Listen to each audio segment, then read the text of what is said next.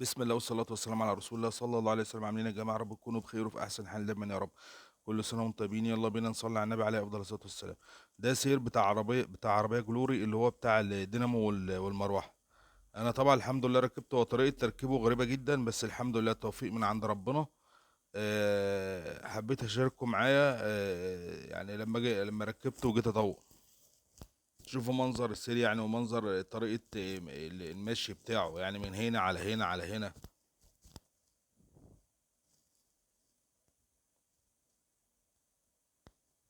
واللي معاه عربية جلور يا جماعة شغلها بيبقى أدق من ال N300.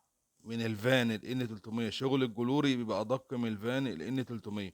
الفان ال N300 ممكن صاحب العربية يجيب دواسة ويعمل أي حاجة فيها، إنما العربية الجلوري فيها تفاصيل أدق، يعني مش حاجات أدق، هي عايزة تركيز أعلى، وفيها حاجات صعبة الفهم شوية على صاحب العربية.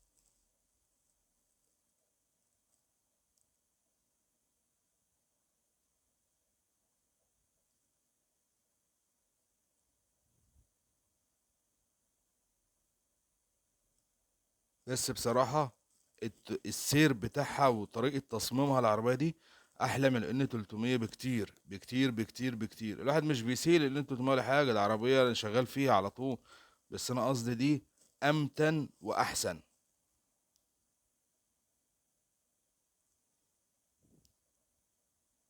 بس ال N300 سوقها ماشي عندي.